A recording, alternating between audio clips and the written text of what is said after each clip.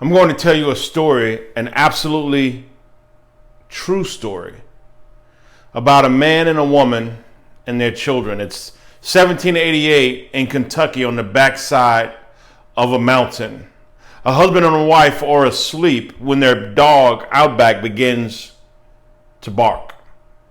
And he isn't barking at a squirrel. He isn't barking at the wind. He is barking like his life and their life depends on it.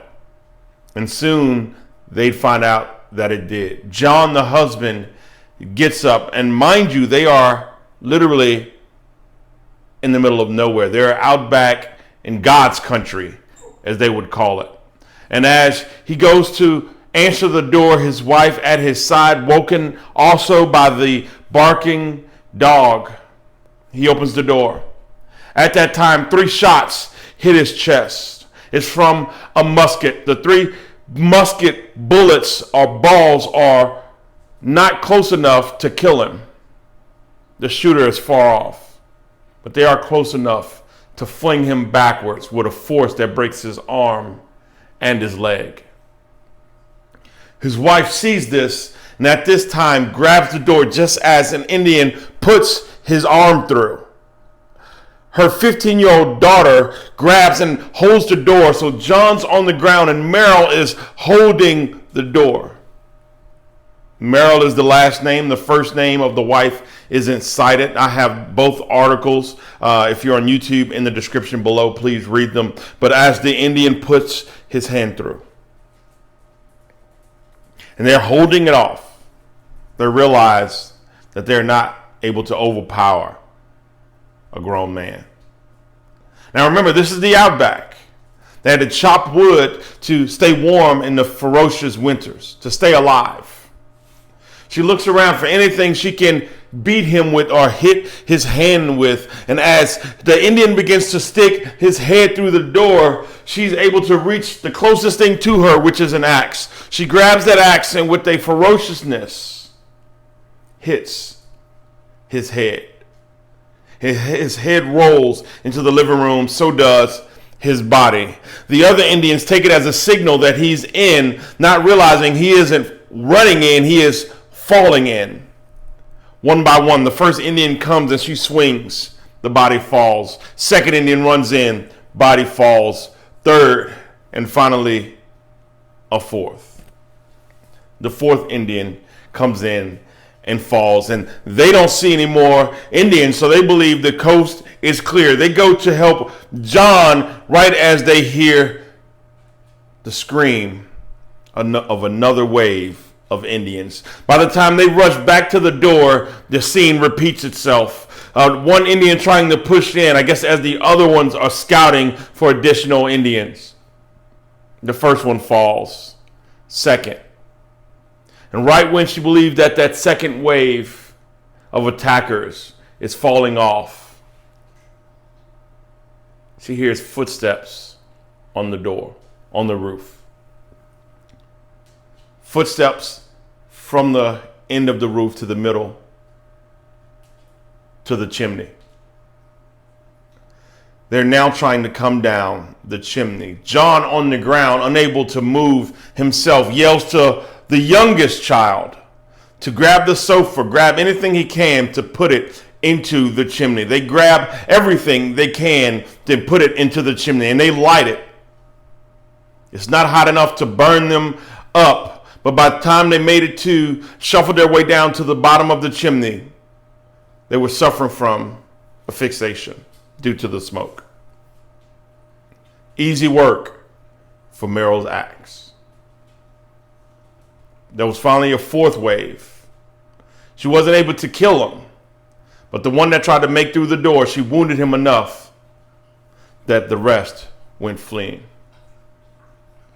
There were no more waves of Indians after this.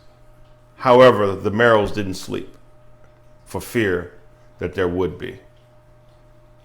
What helped Merril and her family make it through the night?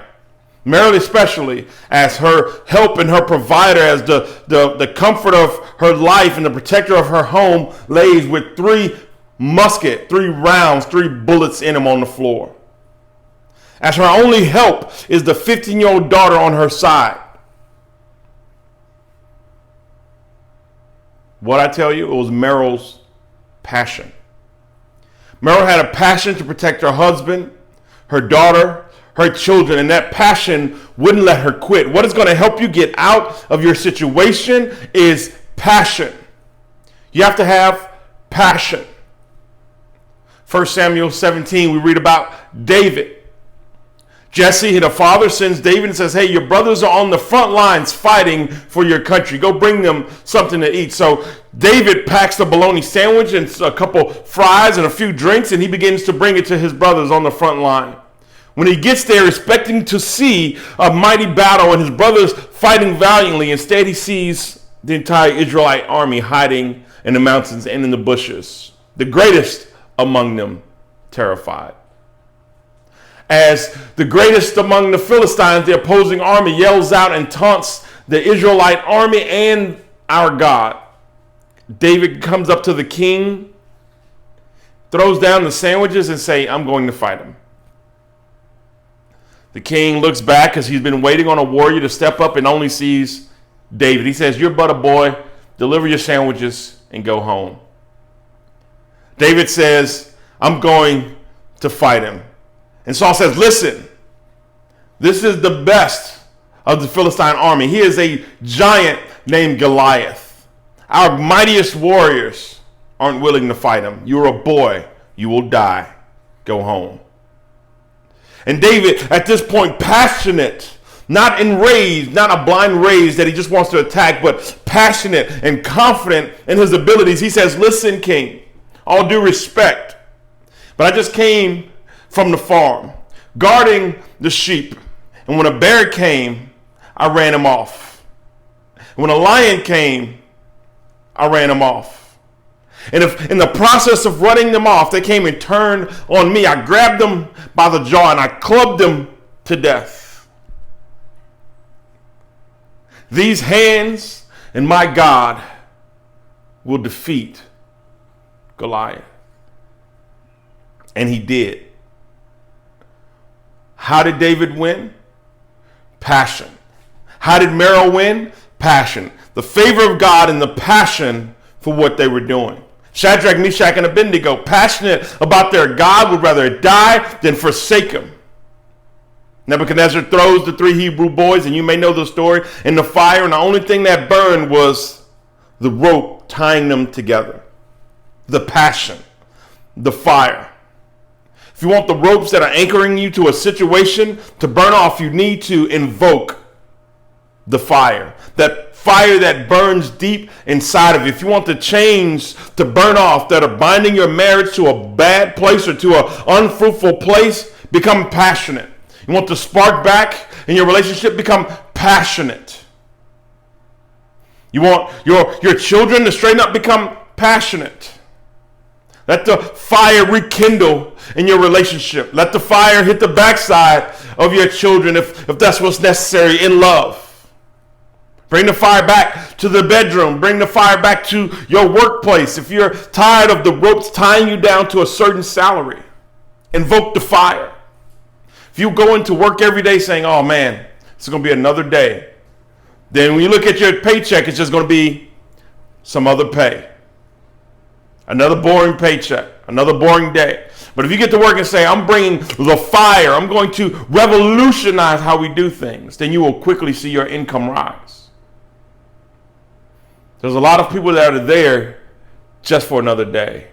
If you be there, if you can come and bring the fire, you will set yourself out above the rest. If you can't bring the fire there, then start putting in a resume to a place where you can bring the fire. Don't quit, but when you find a new job, go. Start your new job and bringing the fire. You want to come out of a situation? Then burn the ropes up. And what's going to burn the ropes? The fire. And what is fire? Passion. Be passionate. We live in a generation where people aren't passionate. They are laissez-faire about life. If it happens, it happens. If I hear one more Christian say, if it's God's will, then it'll happen.